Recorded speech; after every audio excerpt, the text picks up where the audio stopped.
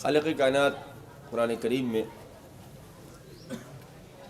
ارشاد فرما رہا ہے، اور میں نے مجلس سوم میں بھی انہی فقرات کے ذیل میں گفتگو کی تھی، اور مسلسل ان مجالس میں تقریباً انہی موضوعات پر گفتگو کرتا ہوں، اس لیے کہ آج کی اس دوڑ بھاگ بھری زندگی اور یوں کہا جائے بزی لائف، مصروفیات، انسان اپنے کو گم کیے ہوئے ہے، اپنے کو مصروف رکھے ہوئے ہے، اس کو اتنا وقت نہیں ہے، اتنا ٹائم نہیں ہے کہ گھر والوں کے لیے تھوڑا وقت نکالے، والدین کے لیے وقت نکالے۔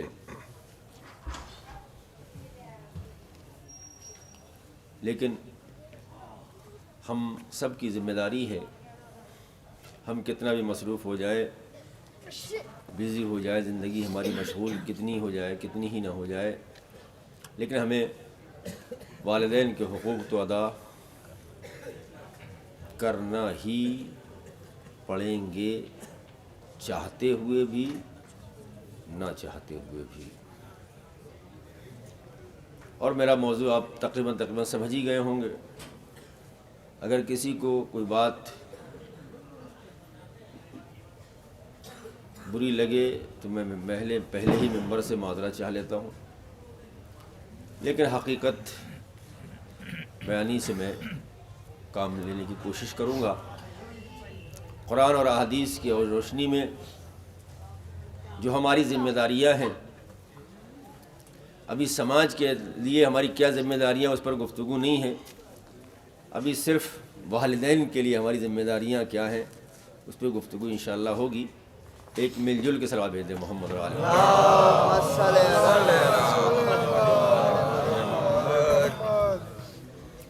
ارشاد رب العزت ہو رہا ہے، وقضا 15واں پارے میں جا کر دیکھیے گا، یہ فقرات موجود ہیں اور آپ نے برابر سنا بھی ہے، لیکن میں بھی انہی باتوں کو ہی سناؤں گا، تاکہ کچھ باتیں ایسی ہوتی ہیں کہ جن کی تکرار ہماری زندگی میں ضروری ہوتی ہے، لازم ہوتی ہے۔ آپ بعد میں چاہے جو بھی کہتے رہیں کہ مولانا وہی 2-4 مجلسیں رٹی ہوئی ہیں، وہی پڑھتے ہیں، اس سے مجھے کوئی مطلب نہیں ہے، پرواہ نہیں ہے، لیکن قرآن بھی بار بار جب بھی آپ 15ویں پارے میں پہنچیں گے ان آیات سے آپ کیا کہنا سبحان اللہ۔ کیوں قرآن کی تلاوت کو کرنے کے لیے کیوں تاکید کی جا رہی ہے، قرآن پڑھنے کے لیے کیوں تاکید کی جا رہی ہے، قرآن پر غور و فکر کرنے کے لیے کیوں تاکید کی جا رہی ہے؟ اس لیے جتنی مرتبہ قرآن کی آپ تلاوت کریں گے، جتنی مرتبہ قرآن میں آپ تدبر کریں گے، فکر کریں گے، قرآن آپ کو آپ کی زندگی اور موت اور آخرت کی طرف متوجہ کرتا رہے گا کہ زندگی کیسے کامیاب ہوگی، قبر کی منزلیں کیسے آسان ہوں گی، اور میدان محشر میں تم کس طریقے سے کامیاب ہوگے۔ یہ قرآن بار بار یاد دلائے گا۔ تو میں بھی کوشش یہی کر رہا ہوں کہ قرآن کے ذیل میں، قرآن کے ضمن میں اور قرآن کی آیات سے، فقرات سے استفادہ کرتے ہوئے ارشاد ہوتا ہے، وَقَضَىٰ رَبُّكَ أَلَّا تَعْبُدُوا إِلَّا إِيَّاهُ وَبِالْوَالِدَيْنِ إِحْسَانًا۔ وَقَضَىٰ رَبُّكَ، تمہارے رب کا، میں نے سوم کی مجلس میں عرض کیا تھا، تمہارے رب کا فیصلہ یہ ہے۔ یہ قرآن کی فصاحت ہے، قرآن کی بلاغت ہے، کس نے آواز دی، تمہارے رب کا فیصلہ یہ ہے۔ کیا فیصلہ ہے؟ اللہ تعبدوا الا ایاہ، اللہ کے علاوہ کسی کی عبادت، کس کا فیصلہ ہے؟ تمہارے رب کا، رب کا، یہ بھی کہہ سکتا تھا قرآن، وقضا رب کا فیصلہ یہ ہے، رب کا، تمہارے رب کا فیصلہ یہ ہے۔ کیا فیصلہ ہے؟ وبالوالدین احسانا، پہلا فیصلہ یہ ہے کہ اللہ کی عبادت کرو، اس کے علاوہ کسی کی عبادت کرنا ہمارے لیے جائز نہیں ہے۔ وبالوالدین احسانا، اور والدین کے ساتھ احسان کرو. دو فیصلے قرآن کے ہیں اور بھی ہیں، وہ انشاءاللہ میں آپ کی خدمت میں عرض کروں گا. پہلا فیصلہ عبادت کس کی ہوگی؟ اللہ کی. دوسرا فیصلہ وَبِالْوَالِدَيْنِ احسانا. قرآن میں کچھ چیزوں کو کچھ چیزوں سے مرتبط کر کے بیان کیا گیا ہے. مثلا جب عبادات کا ذکر ہوتا ہے تو وہاں پر والدین کے ساتھ نیکی کا بھی ذکر ہو رہا ہے. یعنی اگر چاہتے ہو کہ تمہاری عبادتیں قبول ہوں تو والدین کے ساتھ نیکی کرنا. سبحان اللہ.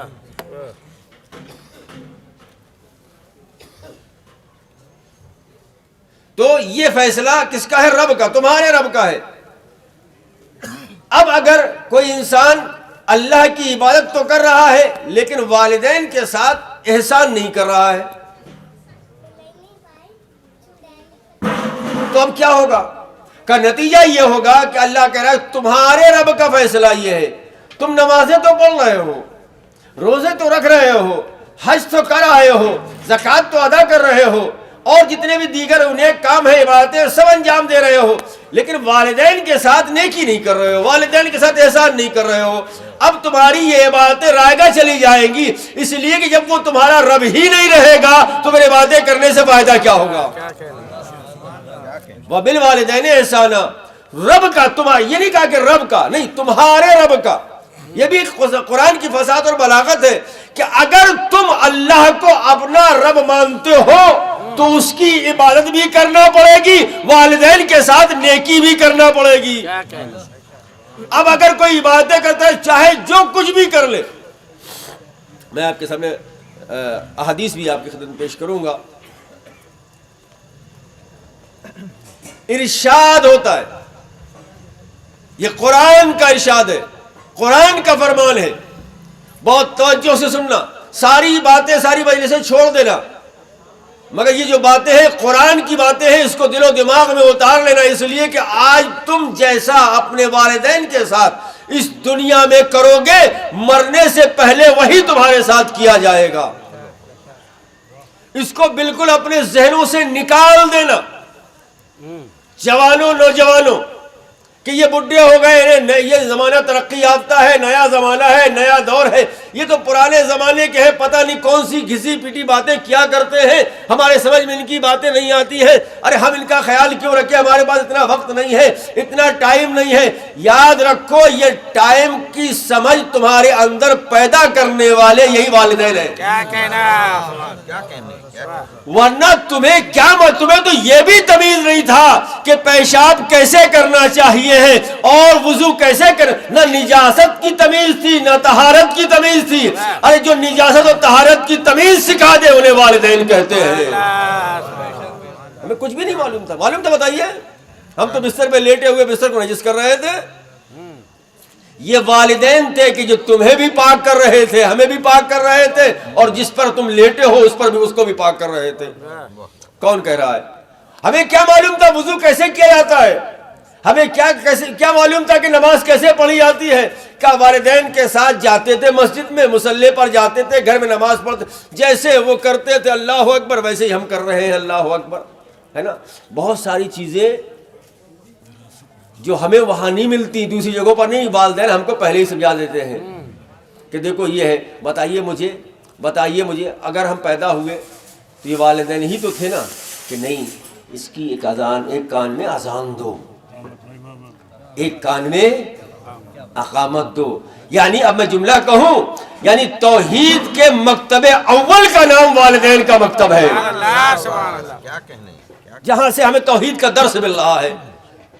تو ان کی عظمت اور ان کا وقار، ان کی فضیلت کو ہم اور آپ بیان، قرآن کیا کہہ رہا ہے اس کو تو دیکھیں ہم. وَقَضَىٰ رَبُّكَ أَلَّا تَعْبُدُوا إِلَّا إِيَّاهُ وَبِالْوَالِدَيْنِ إِحْسَانًا إِمَّا يَبْلُغَنَّ عِندَكَ الْكِبَرَ أَحَدُهُمَا. قرآن بالکل فطرت سے واقف ہے، جانتا ہے کہ تمہارا مزاج کیا ہے، تمہارے والدین کا مزاج کیا ہونے والا ہے. ساری چیزوں کو مد نظر رکھتے ہوئے قرآن نے جو تمہارے سامنے زندگی کا فلسفہ دیا ہے، زندگی گزارنے کا فلسفہ دیا ہے، آخرت میں نجات کا جو فلسفہ دیا ہے، وہ قرآن سے پوچھو. مزاج سے واقف ہے نا اللہ. کلام کس کا ہے؟ یہ اللہ کا. آواز دی اما یبلغن. اب میں یہاں پر رک کر جملہ اور کہنا چاہتا ہوں. یاد رکھیے گا 2 طرح کے حق ہیں. ایک حق اولاد کے لیے ماں باپ پر واجب ہے اور ایک حق اولاد پر ماں باپ کے لیے ہے.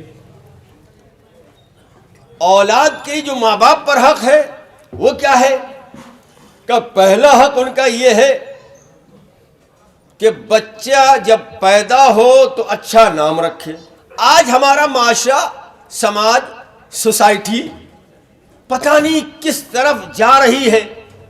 کسی کا نام اچھا لگا، سیریل دیکھ رہی ہیں، اس میں کسی کا نام، کسی لڑکی کا نام اچھا لگا، وہ بچے کو رکھ دیا، بچی پر رکھ دیا نام کہ یہ میری بچی کا نام ہے. کسی ایکٹر کو دیکھا، اس کا نام اچھا لگا، وہ نام بچے کا رکھ دیا، ہے نا.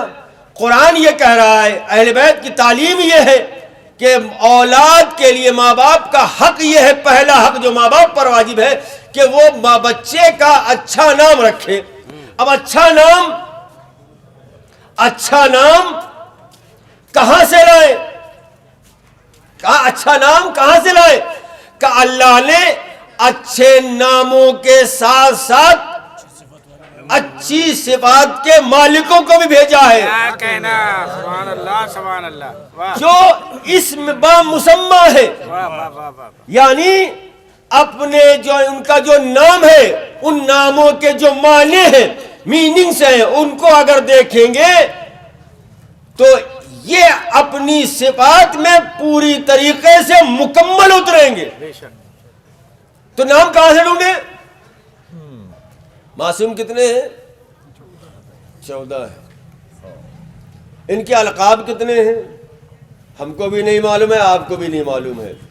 ہر معصوم کے بہت سے القاب ہیں جو کتابوں میں موجود ہیں، اور ہر لقب کا، ہر نام کا ایک معنی ہے. بغیر معنی کے کوئی نام نہیں ہے.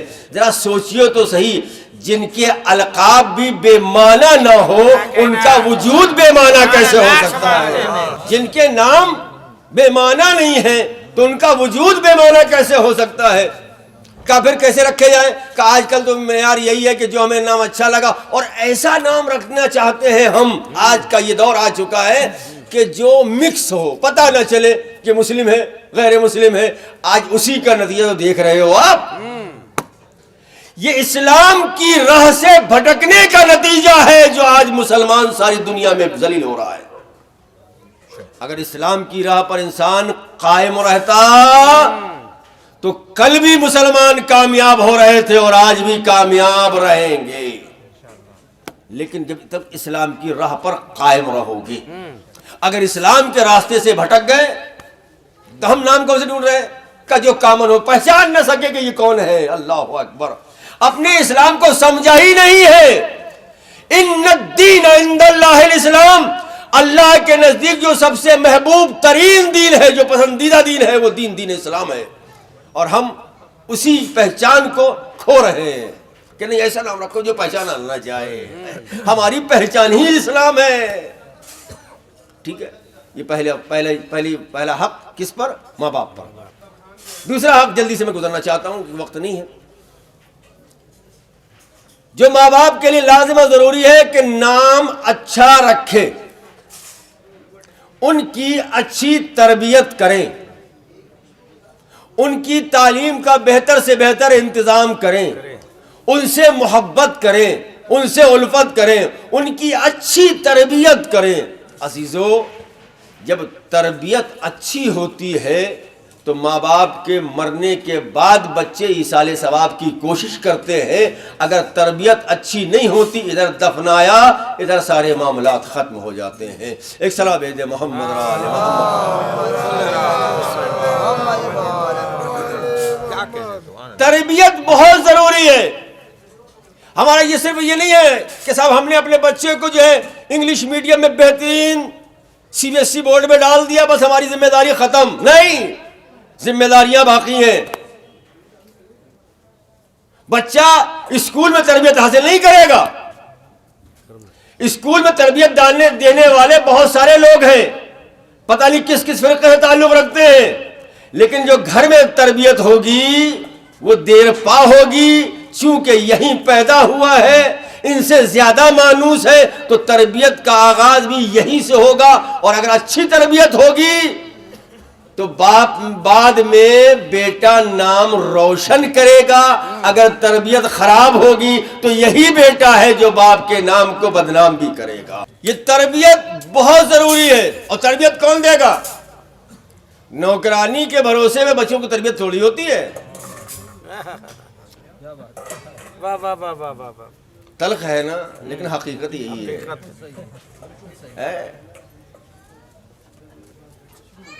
ذرا سوچئے، جب ماں باپ اپنے بچے کو خود تربیت نہیں دے سکتے تو پھر کسی کے بھروسے پہ چھوڑ کے جانا کہ یہ بہت اچھی تربیت کرے گی، یہ کیسے ممکن ہے؟ یعنی جو ذمہ داری ہماری ہے ہم نے دوسرے کے کاندھوں پر ڈال دیا، اس کی ذمہ داری نہیں ہے۔ جب ہم اپنی ذمہ داری کو بخوبی انجام نہیں دے رہے ہیں تو دوسرا جس کی ذمہ داری ہی نہیں ہے سبحان اللہ، وہ کیسے انجام دے گا؟ تو تربیت کا اثر بہت دیر تک رہتا ہے، اور تربیت اگر اچھی ہے تو بچے مرنے کے بعد قبر پر جا کر سورہ فاتحہ بھی پڑھیں گے، قرآن خوانی بھی کریں گے، مجالس بھی کریں گے، ان کے واجبات کو ادا کریں گے۔ اگر تربیت اچھی نہیں ہے، ارے آج مرا کل دوسرا دن، جیسے سب مرتے ایسے ہی بھی چلے گئے۔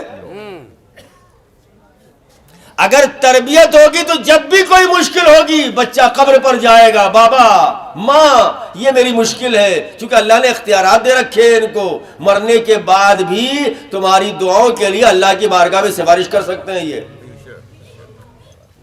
تو ان کو بھولنا نہیں چاہیے۔ تو یہ کس کے اوپر حق ہے؟ یہ ماں باپ پر ہے۔ ہر باپ پر، ہر ماں کی ذمہ داری یہ ہے کہ وہ اپنے بچے کا نام اچھا رکھیں، اچھی تربیت کریں، اچھی تعلیم کا اہتمام کریں، اچھے اسلوب سکھائیں۔ یہ حقوق کس پر ہے؟ یہ ماں باپ پر ہے۔ اب آئیے، اب جو حقوق اولاد پر ماں باپ کے لیے ہیں وہ کیا ہے؟ یہاں پر دو منزلیں ہیں، ایک ہے زندگی اور ایک ہے موت۔ جب تک ماں باپ زندہ ہیں تو ہمارے اوپر کیا ذمہ داریاں ہیں، اور جب ماں باپ اس دنیا سے چلے جائیں تو ہماری ذمہ داریاں کیا ہیں؟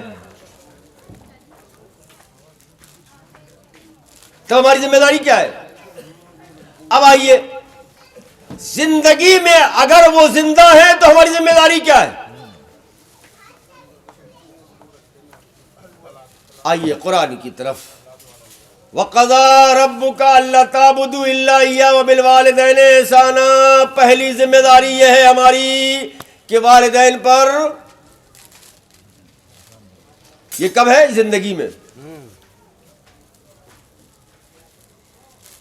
حیات ہے، ضعیفی کی منزل میں پہنچ گئے ہیں، خود سے اٹھ نہیں سکتے، خود سے بیٹھ نہیں سکتے، خود سے کھا نہیں سکتے، خود سے پی نہیں سکتے، یہ اس منزل میں پہنچ گئے۔ ہماری ذمہ داری کیا ہے؟ وَبِالْوَالِدَيْنِ احسانًا، والدین کے ساتھ احسان کرو۔ میں نے گزشتہ مجلس میں بھی آپ کی خدمت میں عرض کیا تھا، جب امام معصوم سے پوچھا گیا یہ احسان کے معنی کیا ہے، تو امام نے فرمایا ان کو جس چیز کی ضرورت ہو ان کے اظہار کرنے سے پہلے ان کو دے دیا جائے، یہ والدین کے ساتھ احسان ہے۔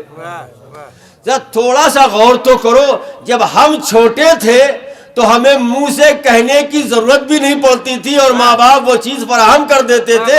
آج ہمیں احساس ہو چکا ہے کہ ان کو کس چیز کی ضرورت ہے، مگر پھر بھی ہم لاپرواہ ہیں۔ اگر توجہ سے سنو گے نا تو یہ رونگٹے کھڑے ہو جائیں گے۔ حق جو ادا کرنا ہے ہمیں، اللہ رحمان الرحیم ہے، غفور الرحیم ہے، اپنا حق وہ معاف کر سکتا ہے کیونکہ رحمان الرحیم ہے۔ لیکن جب تک ماں باپ کے حقوق ادا نہیں کرو گے، نہ نماز قبول ہونے والی ہے، نہ روزہ قبول ہونے والا ہے، نہ حج، کتنی بھی زیارتیں کراؤ، 40 کے موقع پر کربلا چلے جاؤ، کوئی فائدہ ہونے والا نہیں ہے۔ لکھ لو، میں بہت سخت جملوں میں پڑھ رہا ہوں، ریکارڈ بھی ہو رہا ہے۔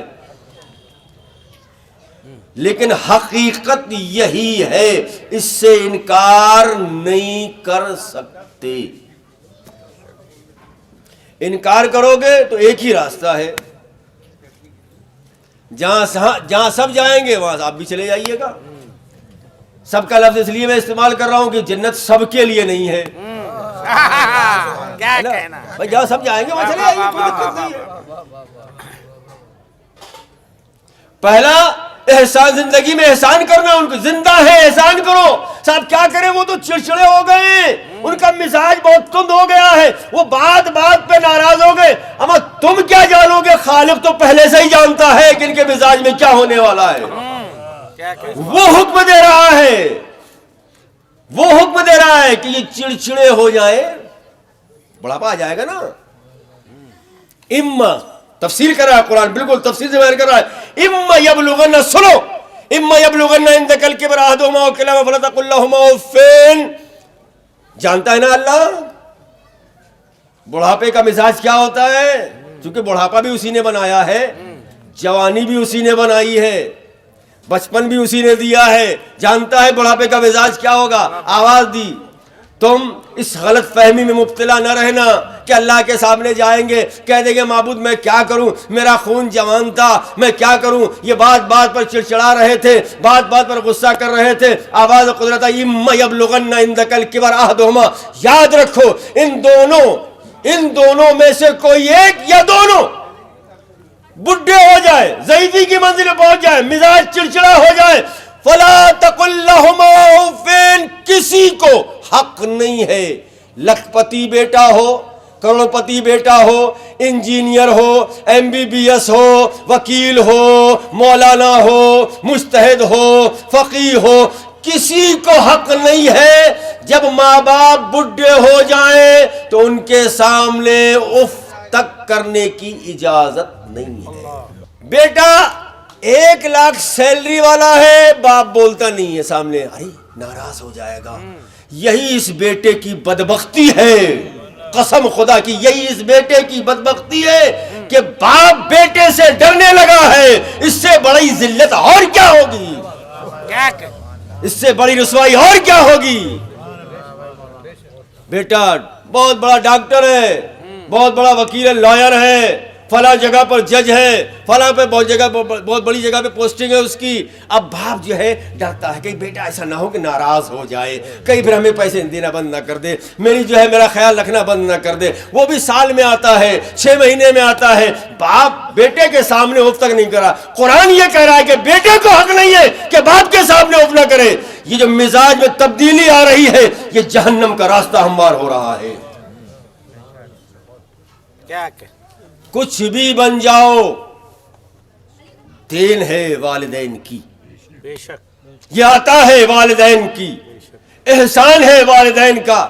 اگر وہ چاہتے تو بچپن میں اٹھا کے تمہیں بھی کسی ڈسٹبین کے حوالے کر دیتے، کوئی لے جاتا، پالتا، کسی آشرم میں پلتے، کوئی سنستا والے اس کو لے جاتے، اس کے پروان چڑھاتے، پتہ نہیں کس گھر میں جاتے، کس گھرانے میں جاتے، پیدا مسلمان ہوئے تھے، لیکن آخری منزل میں کیا ہوتا کسی کو پتا۔ یہ ان کا احسان ہے، یہ ان کا کرم ہے۔ آج بیٹا کہتا ہے ارے میرے ماں باپ نے میرے لیے کیا ہی کیا ہے، اللہ کیا کر کے گئے، ارے سب کچھ کیا کیا انہوں نے ہمارے لیے، نہ ہمیں اچھی تعلیم دی، یہ ان کا حق تھا، دینا چاہیے تھا، ہمیں کہنے کا حق بالکل نہیں ہے۔ ان کا سب سے بڑا کرم یہی ہے، احسان یہی ہے کہ آج ہم اپنے پیروں پر کھڑے ہیں، زندہ ہیں، اسلام کے دائرے میں ہیں۔ کیا کہنا، آپ نے والدین نے اتنا ہم کو قوی کر دیا، مستحکم کر دیا کہ ہمارے بازوؤں میں طاقت آ گئی، ہمارے پیروں میں کھڑے ہونے کی طاقت آ گئی۔ جاؤ روزی کماؤ، رزق کماؤ، محنت کرو، مشقت کرو۔ تمہیں کیا معلوم دن بھر دھوپ میں کھڑے رہ کر مزدوری کرنے والا باپ جب شام میں آتا ہے تو بچوں کے چہروں کو دیکھ کر دن بھر کی تھکن کو دور کر دیتا ہے۔ وہ آپ کو جب انسان باپ بنتا ہے نا تب احساس ہوتا ہے، تب احساس ہوتا ہے۔ ہاں میرے بیٹے ذرا سوچو تو صحیح، جب بیٹے کو چوٹ لگتی ہے کتنا زیادہ پریشان ہوتے ہیں، بچوں کو چوٹ لگتی ہے ماں باپ کتنا پریشان ہوتے ہیں۔ وہ پریشانیاں نہیں دیکھی ہم نے، اس کی طرف ہم متوجہ نہیں ہیں۔ اور ہم یہ کہتے ہیں کہ کیا کیا انہوں نے ہمارے لیے تو کچھ چھوڑ کے بھی نہیں گئے. اما سب اتنا بڑا وجود تمہارے لیے چھوڑ دیا ہے اور کیا چاہیے تھا تمہیں؟ لیکن نہیں، اللہ جانتا تھا مزاج کو نا، تمہارا مزاج کیا ہے، جوانی میں تمہارا خون کیسا رہے گا، ماں باپ کا مزاج کیسا رہے گا، کہ بڑھاپے کی وجہ سے چڑچڑاہٹ پیدا ہو جائے اگر ان کے مزاج میں، تب بھی تم اف نہ کرنا. اما یبلغن عندک الکبر احدہما او کلاہما فلا تقل لہما اف، اف تک ولا تنہرہما، جھڑکو نہیں. جھڑک دیتے نا، کون کہہ رہا ہے؟ کوئی مولانا نہیں کہہ رہا ہے، مولوی نہیں کہہ رہا ہے، کوئی حدیث نہیں بیان ہو رہی ہے، یہ قرآن بیان ہو رہا ہے. وَلَا تَنْهَرْهُمَا، ان کو جھڑکو نہیں، ان سے اف تک نہ کرو، ان کو جھڑکو نہیں. معبود پھر کیسے بات کریں ہم؟ وَقُلْ لَهُمَا قَوْلًا كَرِيمًا، اور ان سے جب بات کرو نرم لہجے میں، اپنے آپ کو سمجھ کے. یہ مت سمجھ لینا کہ نہیں ہم بڑے ہو گئے، دولت آ گئی، ثروت آ گئی، نہیں ہمارے باپ نے ہمارے لیے کیا کہ نہیں، اپنی اوقات میں رہ کے تم بچے ہو، بچے ہی رہو گے، وہ ماں باپ ہے، ماں باپ ہی رہیں گے. جب بھی بات کرو نرم لہجے میں. اب یہاں پر جملہ اور میں کہہ دوں، جب گھر میں آتے ہیں تو پھر جب سماج میں جاتے ہیں بہت پیار سے محبت سے اٹھاتے بھی ہیں، بٹھاتے بھی ہیں، پوچھتے بھی ہیں، کچھ چاہیے تو نہیں. لیکن یہی ماں باپ کو جب گھر میں لے کے آتے ہیں تو اب سماج تھوڑی دیکھ رہا ہے، اب معاشرہ تھوڑی دیکھ رہا ہے. اب یہاں کے آپ کو تمیز نہیں ہے، آپ اتنے بڑے ہو گئے، آپ کا بڑھاپا آ گیا، لوگوں کے سامنے کیسے بات کی جاتی ہے آپ سب بھول گئے ہیں. یہ سب اب کون سمجھا رہا ہے؟ یہ بیٹا بتا رہا ہے، وہ بھی اس لہجے میں نہیں، اب تب توبیخ کے لہجے میں. آپ کو تمیز نہیں ہے، آپ نے وہاں میری بے عزتی کرا دی. تمہاری بے عزتی کرا دی؟ اللہ اکبر، تمہاری بے عزتی کس سے کہہ رہے ہو؟ کہ ماں باپ سے. اللہ یہی کہہ رہا ہے وَقُلْ لَهُمَا قَوْلًا كَرِيمًا. یہ نہیں کہا کہ جب تم گھر میں آؤ تب نرم لہجے سے بات کرو، یا سماج میں آؤ تب نرم لہجے میں بات کرو. نہیں، ماں باپ سماج میں بھی ماں باپ ہے، گھر میں بھی ماں باپ ہے.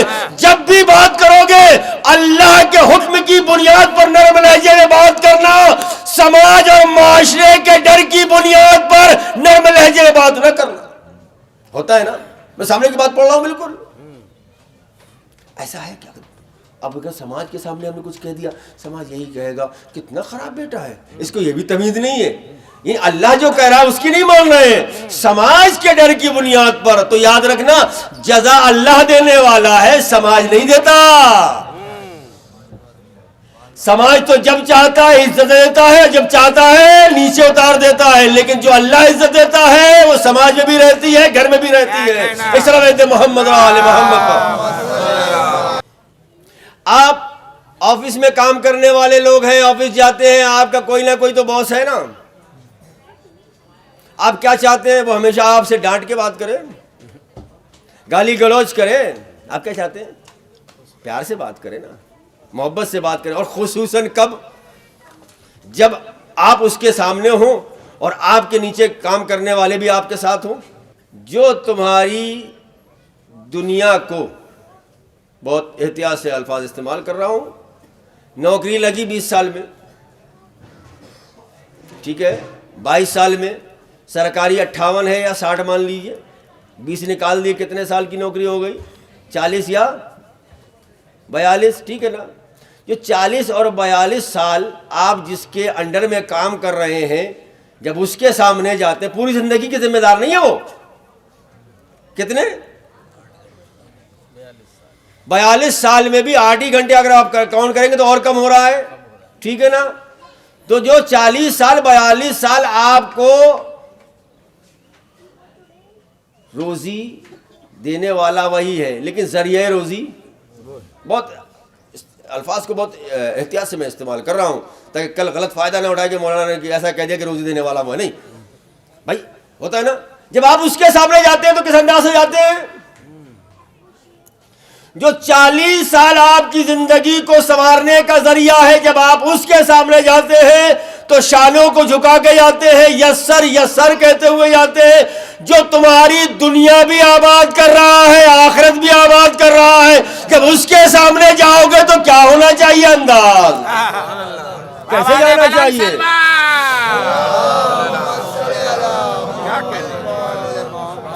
کیسے جانا چاہیے, کیسے گفتگو کرنا چاہیے, یہ تو اللہ کہہ رہا ہے وَاخْفِضْ لَهُمَا جَنَاحَ الذُّلِّ مِنَ الرَّحْمَةِ, اور جب ان کے سامنے جاؤ تو رحمت سے شانے جھکے ہوئے ہوں. سماج کے ڈر کی وجہ سے نہیں, معاشرے کے ڈر کی وجہ سے نہیں, سوسائٹی کے ڈر کی وجہ سے نہیں, محلے والوں کے ڈر کی وجہ سے نہیں, حکم پروردگار حکم ربی ہے اس لیے. ٹھیک ہے, وَقُلْ لَهُمَا وَاخْفِضْ لَهُمَا جَنَاحَ الذُّلِّ مِنَ الرَّحْمَةِ وَقُلْ رَبِّ ارْحَمْهُمَا كَمَا رَبَّيَانِي, کیا کہو, حیات ہے. جاؤ تو اس انداز سے جاؤ, اور جب بھی دعا کرو, دعا کرنے کا سلیقہ بھی وہی بتا رہا ہے. ماں باپ کے لیے دعا کیسے کرنا ہے کا طریقہ میں بتاؤں گا. کیسے دعا کرنا ہے معبود, وَقُلْ رَبِّ ارْحَمْهُمَا, دعا کرو اللہ سے, اللہ کے سامنے 10 دعا بلند کرو کہ اے عدم سے وجود دینے والے پروردگار, اور وجود دینے کے بعد یتیمی کی منزل میں نہ چھوڑنے والے پروردگار, جس طریقے سے انہوں نے میرے اوپر بچپن میں رحم کیا ہے اس طریقے سے تو ان پر رحم کر. کیا یہ قرآن ہے.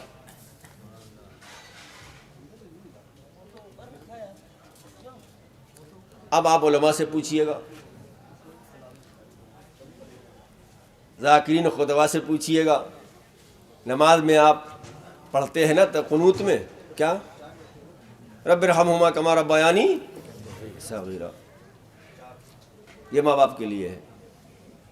رب ارحمہما کما ربا, 2 جگہ لفظ رب استعمال ہوا ہے, تفصیل میں نہیں جاؤں گا, باتیں اور بھی ہیں. ایک رب اللہ نے اپنے لیے استعمال کیا ہے, اور ایک جو لفظ رب استعمال ہوا ہے وہ ماں باپ کے لیے. کیا کہنا, سبحان اللہ سبحان اللہ بھائی, واہ واہ. ایک رب کس کے لیے, خود کی اللہ نے اپنے لیے استعمال کیا. دوسرا لفظ جو رب استعمال ہوا وہ کس کے لیے, والدین کے لیے. کیوں معبود, بہت سی مجالس میں ذکر کر چکا ہوں, کیوں معبود, ایسا کیوں ہے. کہا جب تک تم ان والدین کو جن کو میں نے تمہارے لیے رب کہا ہے, اور الفاظ کو بدل دوں, جب تک تم ان رب مجازی کو راضی نہ کر سکے تو میں رب حقیقی ہوں, مجھے کیسے راضی کر لو گے. اگر رب حقیقی کو راضی کرنا ہے تو پہلے رب مجازی کو راضی کر لو, رب حقیقی خود بخود راضی ہو جائے گا. تو یہ حقوق کون سے ہیں کئی زندگی میں مرنے کے بعد. ماں باپ جب تک زندہ تھے ہمیں قدر نہیں تھی, جب اس دنیا سے چلے گئے تب سماج کے سامنے رو رہے ہیں, گڑ گڑا رہے ہیں, گریا کر رہے ہیں, واویلا مچا رہے ہیں, ہے نا بھائی. زندگی میں خدمت کرتے ہیں, اور یہ بات میں اپنے نوجوانوں سے پھر کہہ دوں, جب تک ماں باپ راضی نہیں ہوں گے اللہ راضی نہیں ہو سکتا. لکھ لو, ڈائری میں لکھ لو, ذہن میں لکھ لو, اپنے دل و دماغ پر نقش کر لو, ساری باتیں بھول جانا. اس بات کو یاد رکھنا کہ جب تک ماں باپ راضی نہیں ہوں گے اللہ راضی نہیں ہو سکتا. اب ہو سکتا ہے, ممکن ہے کوئی جوان یہ کہ مولانا عجیب بات کر رہے ہیں, ماں باپ بھی تو ہم کو ستاتے ہیں, پریشان کرتے ہیں, چھوٹی چھوٹی سی بات پر ناراض ہو جاتے ہیں. اب یہ فیصلہ اللہ نے تمہیں نہیں دیا کہ تم ناراض ہو جاؤ, یہ اختیار اپنے پاس رکھا ہے. اگر یہ تمہیں پریشان کر رہے ہیں, میں بیٹھا ہوں نا, میں رب ہوں نا, میں ان کا بھی رب ہوں, تمہارا بھی رب ہوں, فیصلہ میں کرنے والا میں ہوں. جب یہ وہاں آئیں گے تو میں بتاؤں گا, فیصلہ کروں گا کہ تم نے اولاد کے ساتھ کیا کیا. یہ سوال اللہ کرے گا ان سے, ہمیں حق نہیں ہے. ارشاد ہوتا ہے من نظر الی ابویہ نظر ماقت. یہ جو ہماری جوان سنے, ان کا مزاج تھوڑا سخت ہے نا, جلدی غصہ ہو جاتا ہے, جلدی گرمی آ جاتی ہے نا بدن میں, پھر ان کے لیے رشتہ کوئی معنی نہیں ہوتا. ماں باپ ہو تب بھی غصہ آ گیا, اب ماں باپ بیچارے کنٹرول کرے تو کیسے کرے, پکڑ رہے ہاتھ پکڑے پھر بھی غصے سے آپے سے باہر ہوئے, کھانا نہیں کھا رہے. ماں باپ بیٹے ہوئے, یہ تم بیٹے ہو نا, اولاد ہو نا, بیٹا ہو یا بیٹی, بیچارے کھڑے ہوئے ہیں, بیٹا کھانا کھا لے. بیٹا ہے کہ قابو میں نہیں آتا, قابو میں نہیں آتا. اور ایک مطلب اڑ جائیے یہاں سے, سنیے, من نظر الی ابویہ نظر ماقت, جو شخص بھی اپنے ماں باپ کو تیز نگاہ سے دیکھتا ہے اللہ اس کی نماز کو قبول نہیں کرتا.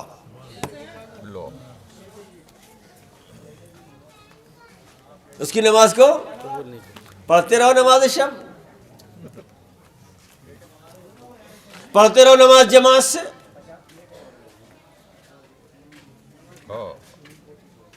کر آؤ زیارت, بن جاؤ حاجی, رکھ لو پگڑیا ماما سر پہ, بن جاؤ مولوی, بن جاؤ ڈاکٹر, بن جاؤ انجینئر, کوئی فائدہ ہونے والا نہیں ہے بھائی, نمازی قبول نہیں ہے.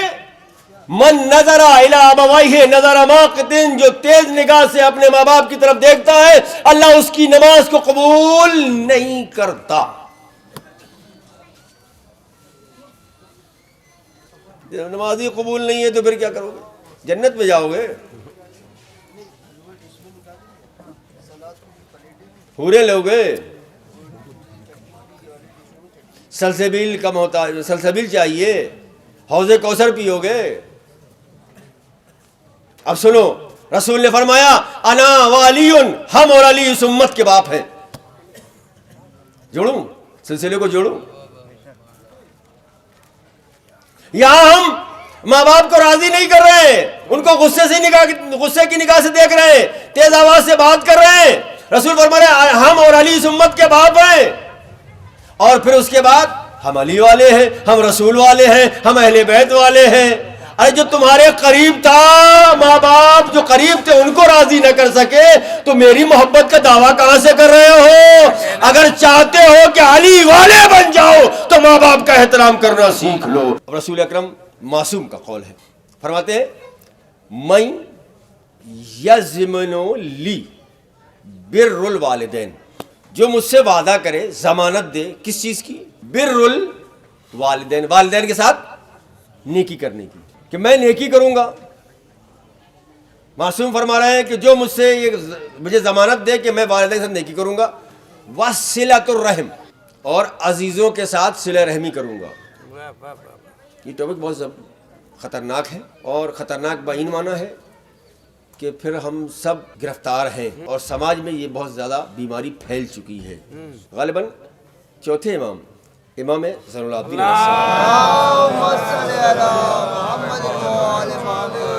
ارشاد فرماتے ہیں کہ جو عزیزوں سے رابطہ توڑے ہوئے ہیں,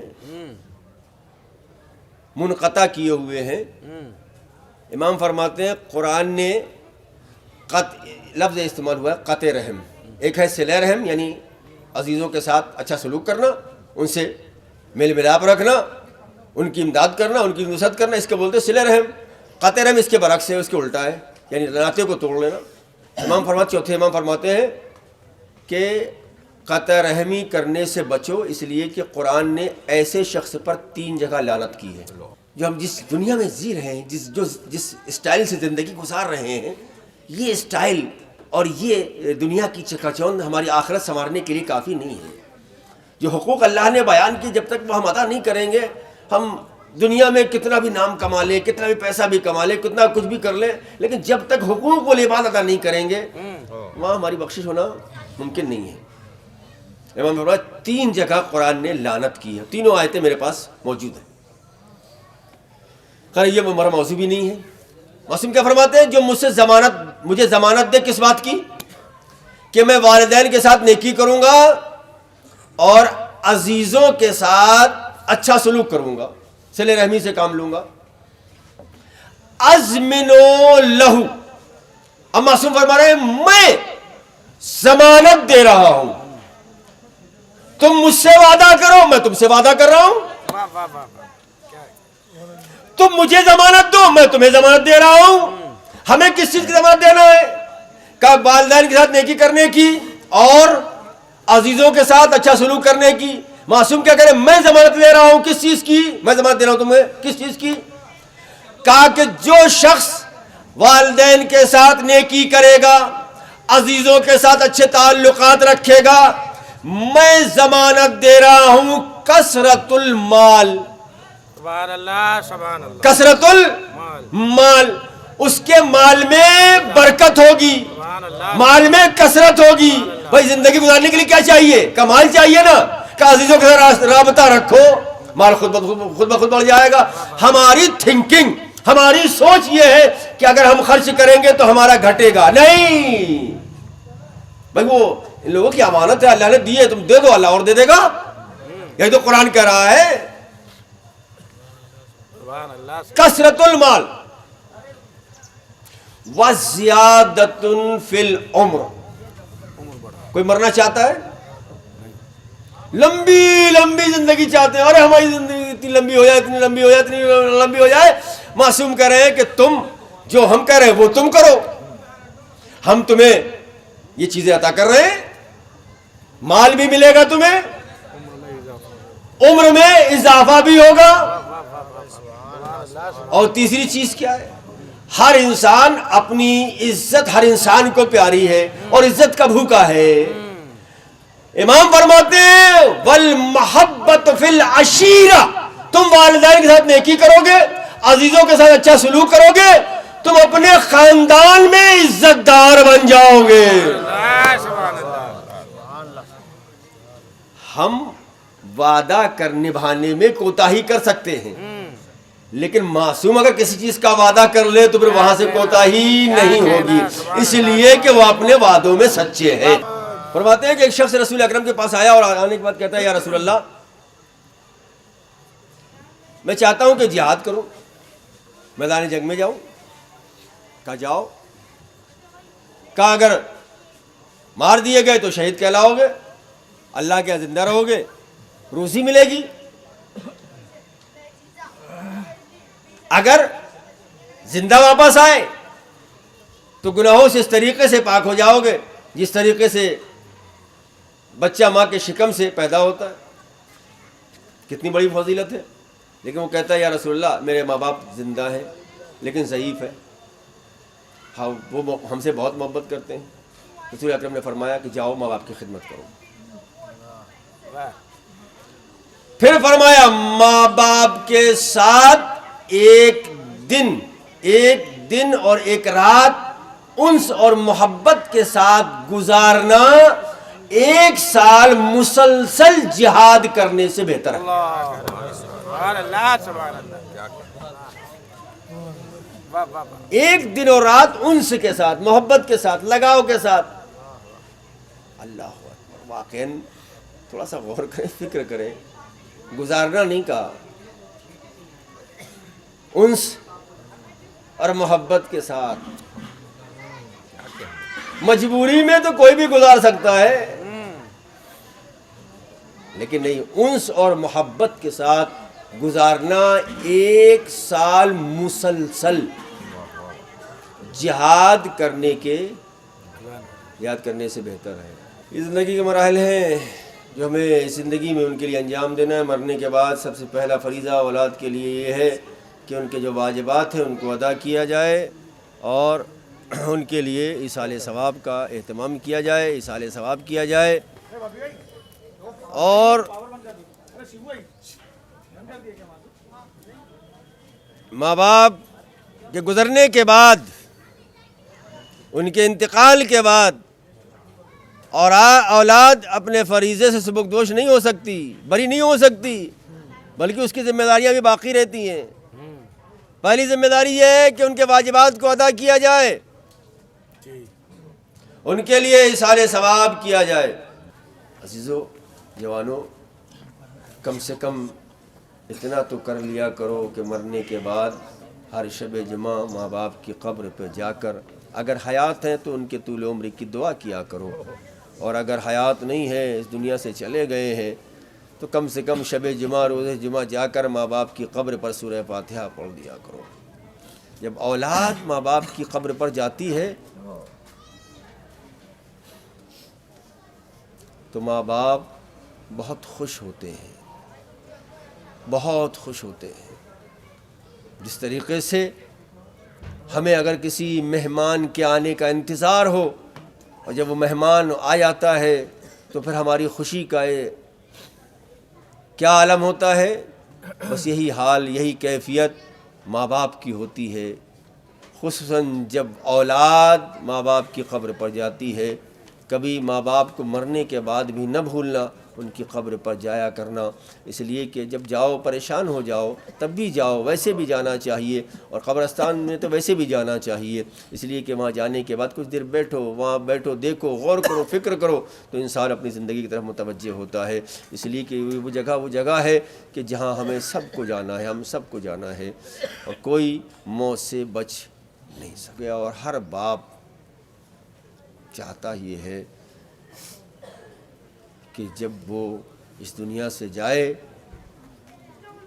تو اس کے بیٹے اس کے تابوت کو لے جائیں قبر تک۔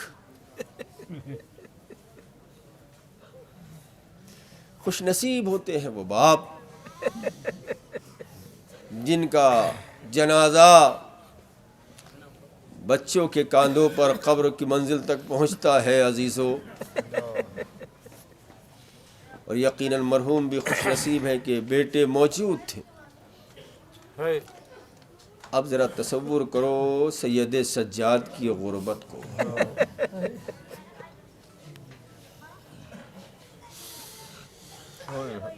سید سجاد جوان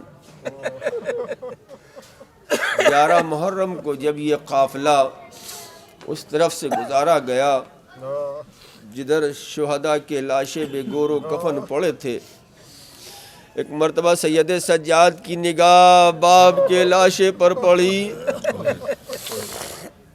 مقاتل لکھتے ہیں کہ سید سجاد کے چہرے کا رنگ متغیر ہو گیا، تبدیل ہو گیا۔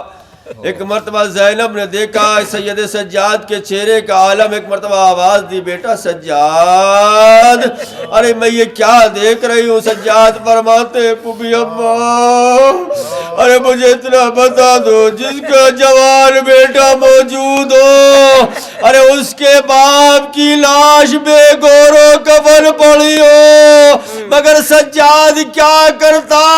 ہاتھوں میں ہتھکڑیاں، پیروں میں بیڑیاں، گلے میں خالدار توخ۔ عزیزو، ایک مرحوم کے اصال ثواب کی مجلس ہے، چاہتا یہ ہوں کہ 2 جملے امام حسین علیہ السلام کی شہادت کے عرض کر دوں۔ عزیزو، امام حسین علیہ السلام کی شہادت بھی عجیب و غریب شہادت ہے عزیزو، کہ جہاں پر سارے مفکرین کی فکریں رک جاتی ہیں، مورخین کے قلم رک جاتے ہیں، کرب مقاتل لکھنے والوں کے قلم رک جاتے ہیں، کہ ایسا صابر امام، ایسا صابر امام عزیزو۔ اور امام حسین علیہ السلام کے بارے میں یہی ملتا ہے عزیزو کہ آپ کی ولادت 6 مہینے میں ہوئی ہے، اور 6 مہینے میں جو بچے پیدا ہوتے ہیں ان کی حیات کے امکان کم ہوتے ہیں، اور ڈاکٹری اعتبار سے بھی ان کو پیاس زیادہ لگتی ہے، اور یہ حقیقت بھی تھی، امام حسین علیہ السلام کو پیاس بہت لگتی تھی۔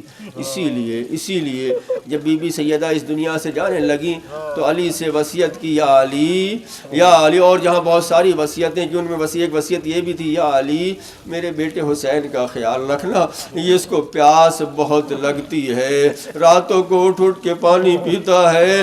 جب اس بی بی سیدہ کی شہادت ہو گئی، علی قبر سیدہ پر جایا کرتے تھے، رات کا وقت ہے، علی قبر سیدہ پر بیٹھے ہوئے ہیں، ایک مرتبہ قبر سیدہ کو لرزہ طاری ہوا، علی کہتے ہیں بنت رسول کیا بات ہے؟ کہ یا علی جلدی سے گھر جائیے، دیکھیے میرا بیٹا حسین پیاسا ہے۔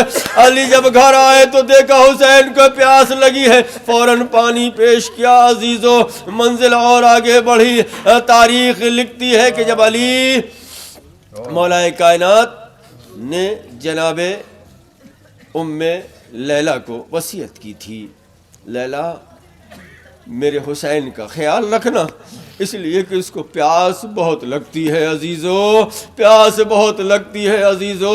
یہ وصیت علی نے لیلا سے بھی کر دی عزیزو۔ لوگ کربلا کا میدان آیا، حسین 3 دن کا بھوکا پیاسا ہے، سب شہید ہو گئے، حسین یکو تنہا ہے۔ جنگ کے میدان میں گئے، جنگ کی، جلدی سے منزل سے قریب ہونا چاہتا ہوں عزیزو۔ جنگ کے میدان میں گئے، جنگ کی، اور ایک مرتبہ فوجی اشقیاء نے حملہ کیا۔ حسین گھوڑے پر جب سنبھل نہ سکے، زین سے زمین پر آئے، شمر ملعون کند خنجر لے، حسین کی پیاس کا اندازہ کیجئے عزیزو۔ شمر ملعون کند خنجر لے کے آگے بڑھا، جیسے ہی آگے بڑھا تو کیا دیکھا کہ حسین کے لب ہل رہے ہیں، حسین کے ہونٹ ہل رہے ہیں۔ ایک مرتبہ شمر یہ سوچتا ہے کہ پتہ نہیں حسین کیا کہنا چاہتے ہیں، اپنے کان کو حسین کے لبوں کے قریب لے کے گیا اور کہتا حسین کچھ چاہتے ہو، کچھ کہنا چاہتے ہو؟ تو امام حسین علیہ السلام فرماتے اے شمر اگر ایک قطرہ پانی کا مل جائے تو دے دے، اس لیے کہ بہت زیادہ پیاسا ہوں۔ ارے حسین کی پیاس اتنی شدید تھی، جب حسین کو قتل کر دیا گیا اور جب ذوالجنا خون سے رنگین ہو کر خیمے کے قریب پہنچا تو ایک مرتبہ 4 سال کی بیٹی آگے بڑھی، ارے گھوڑے سے لپٹ کر کہتی ہے اے میرے بابا کے گھوڑے، بس مجھے اتنا بتا دے کہ جب میرا بابا ذبح کیا گیا تو پانی ملا تھا۔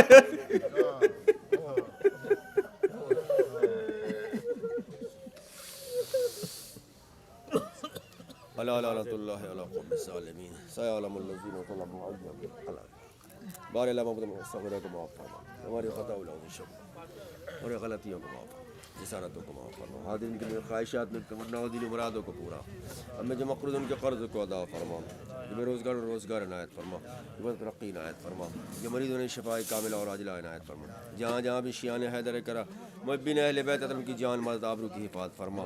بار محبت پروردگار پالنے والے ہمارے امام کو ہم سے راضی و خوش فرما، علیہ السلام کی تاج عطا فرما، ہمیں ان کے آوان انصار جیسا بننے کی توفیق و مرحمت فرما۔